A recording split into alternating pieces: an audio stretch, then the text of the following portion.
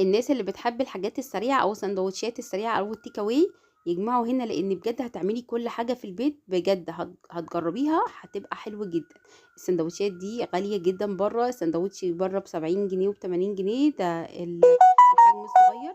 هنعمل ب8 سندوتشين كمية حلوة جدا، وفي نفس الوقت انتي عارفة عاملة ايه في البيت. هنعمل سندوتشات سورية حلوة جدا بطعم وطريقة جديدة جدا. نقول كده بسم الله ونبتدي الوصفة على طول. ببتدي ان انا اجيب نص كيلو من صدور الفراخ، وتكون مخليه من اي دهون، والعظمه اللي هي موجوده ما بين الصدر كده ببتدي ان انا اشيلها.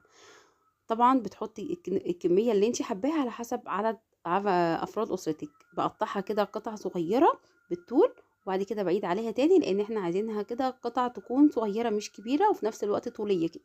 بخلص كل الكميه وبجيب بوله وبحط فيها بقى صدور الفراخ اللي انا قطعتها بالشكل ده. ببتدي ان انا اتبل التتبيله بتاعتي.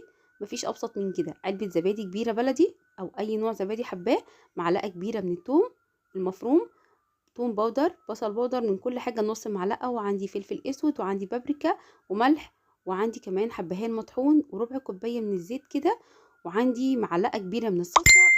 او كمان ممكن لو ما عندكيش صلصه بتجيبي طماطميه تبشريها وتحطيها عليها، وبتقلبيها كويس جدا وتسيبيها في التتبيله اقل حاجه ساعه، ويستحسن تسيبيها ساعتين 3. بقلي كده بطاطس، بكون محمره بطاطس لان انا هشتغل في الطاسه دي، وبقلل الزيت شويه. وبعد كده بعد ما سبتها عندي في التتبيله شويه الفراخ، ببتدي ان انا احطها بقى في الطاسه. وزي ما قلت لكم بتقللي الزيت شويه عشان الزيت كان كتير، لان احنا حاطين في التتبيله بتاعه الفراخ زيت. وبعد كده ببتدي ان انا بقى اشوحها، واول ما بتاخد لون ببتدي ان انا اقلبها بالشكل اللي انتوا شايفينه ده. انا هقلل الزيت شويه. وبعد كده خطوه اختياريه: عايزه تحطي فلفل سبايسي بتحطيها في الاخر خالص كده، قبل ما تشيلي كده الوصفه بتاعتك بدقيقتين. بعد كده ببتدي ان انا بقى اشيلها خالص، وفي نفس الطاسه هقول لكم هنعمل ايه. في نفس الطاسه بجيب عيش التورتيلا، بيبقى ده شكله. ببتدي ان انا افكه كده من الكيسه، وما بين كل واحده والتانيه في كيسه، دي هنستخدمها هقول لكم هنعمل بيها ايه.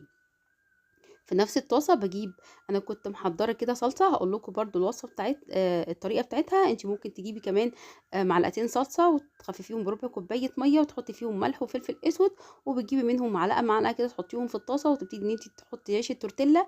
اول ما بتسيبيه كده نص دقيقه بتبتدي ان انت تقلبيه على الوش التاني، وبتخلصي كل الكميه دي. عشان اخلص كل الكميه مع بعض ببتدي ان انا احط واحده، واحط ما بينهم الكياس بتاعه عيش التورتيلا اللي كانت موجوده في الكيسه، وابتدي ان انا اخلص كل الكميه اللي انا عايزاها بالشكل اللي انتوا شايفينه ده. بحضر جنبي بقى كل حاجه: البطاطس المتحمره، وبحط كمان الشاورما اللي انا عملتها، وبصل كده جبت بصلتين قطعتهم شرايح كده رفيعه، عشان انا عايزه كده تبقى قرمشه في الساندوتش بتاعي اللي انا باكله. ببتدي ان انا بقى اجيب المايونيز او التوميه، وابتدي ان انا بقى احط السندوتشات بتاعتي.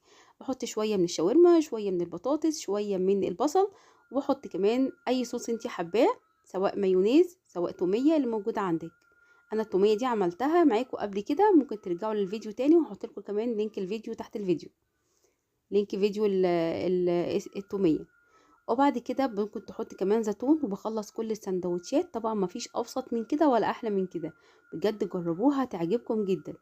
بخلص كل الكميه وبقدمها مع المايونيز او التوميه او الكاتشب اللي موجود عندك، وكلي والف هنا. بجد خطير. انا عايزه اوريكم بس سندوتشي من جوه عامل ازاي، ولونه من بره بجد خطير. شايفين سندوتش عامل ازاي؟ ممكن تبدليها بلحمه بدل الفراخ، اللي انت حباه اعمليه. جربوا الوصفه دي هتعجبكم جدا. يا رب النهارده تكون الوصفه عجبتكم. هتوحشوني للفيديو الجاي. استودعكم الله، والسلام عليكم ورحمه الله وبركاته. مع السلامه.